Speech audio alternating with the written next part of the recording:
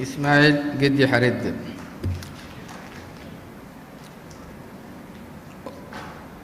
Honorables députés de la majorité et de l'opposition, nous allons entamer l'ordre du jour de la 4e séance publique de la 2e session ordinaire de l'an 2014-2015 de la 7e législature.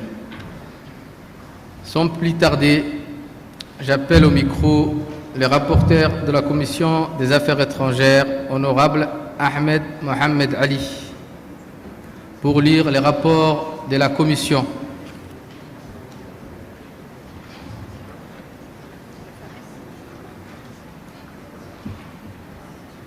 Ce projet de loi numéro 72-2014 portant ratification de l'accord de financement sous forme de prêts accordés par le FADES.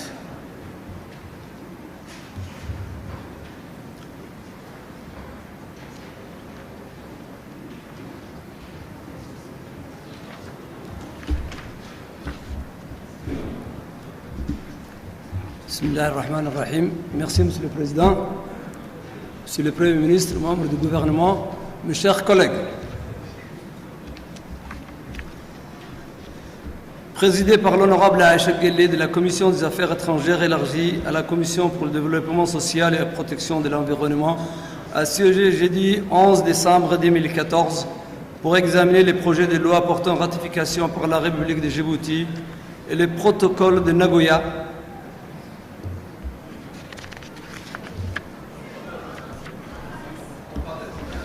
FADES, excusez-moi. C'est la FADES, c'est ACD, c'est moi.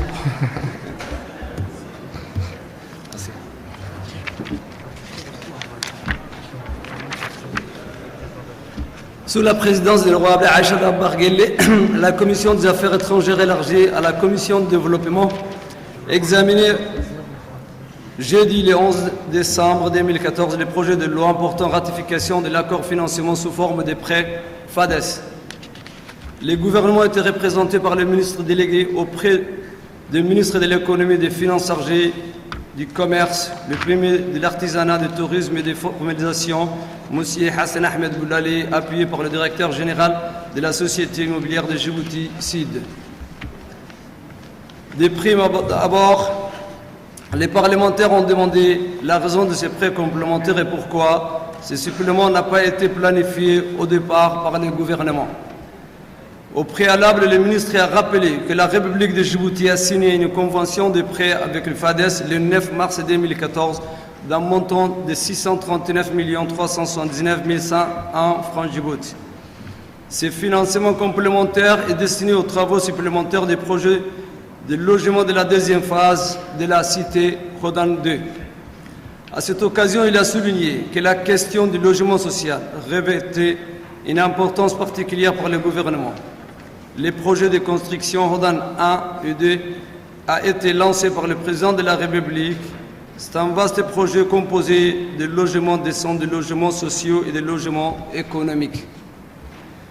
Il a pour objectif de favoriser l'accès au logement qui est un droit fondamental pour tout citoyen.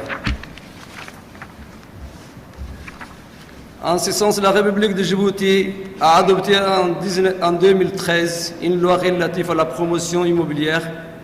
L'État souhaite que des promoteurs investissant dans des projets immobiliers, de logements et des infrastructures pour les collectivités, les bureaux et les commerces. La demande de logement étant en hausse, l'objectif de l'État est d'agir sur le plan immobilier en concédant du foncier et viabilisant les terrains et d'assurer la fourniture des services d'eau potable, d'assainissement et d'électricité. En général, l'État planifie la construction de logements et le financement de son programme. Les prêts est destiné au paiement des marchandises entrant dans la construction et dont le prix ont augmenté.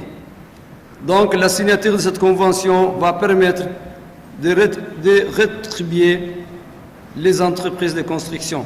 Les conditions de ces prêts sont favorables avec la possibilité de remboursement concomitamment au prêt principal. À défaut, le gouvernement dispose, sur la base de cette convention, d'un délai de 21 ans et le droit de paiement du seul montant des échéances des prêts supplémentaires. En outre, le ministre a porté à la connaissance des élus que les travaux réalisés par la société chinoise ont été financés sur des fonds propres. Ces travaux complémentaires ont nécessité la demande de reliquats en question. En effet, il est impossible de prévoir avec certitude les variables ou de nouveaux paramètres qui peuvent intervenir selon la conjoncture mondiale. Certaines commissions ont également interrogé les représentants du gouvernement combien de logements ont été construits sur les prêts FADES. Ensuite, comment s'explique la différence de prix entre l'apport personnel de Hodan 1, qui était à l'ordre de 500 000, et celui de Hodan 2, qui est fixé de 2 millions francs Djibouti. Et enfin, pourquoi la construction de logements sociaux n'est toujours pas prévue dans la région de l'intérieur? En réponse, le directeur de la CID a révélé que la différence de l'apport personnel et du loyer s'explique notamment par la conjoncture du moment, car les matériaux de construction étant nettement plus chers durant la phase de construction pour Hodan 2. C'est la raison pour laquelle, au lieu de 1000 logements prévus, seuls 642 ont pu être réalisés.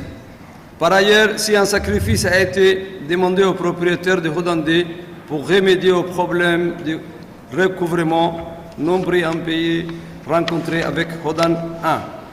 Il faut savoir que l'État a prévu de réaliser de gros ouvrages pour la construction de logements sociaux pour l'habitation, des bâtiments pour les écoles et les centres de santé.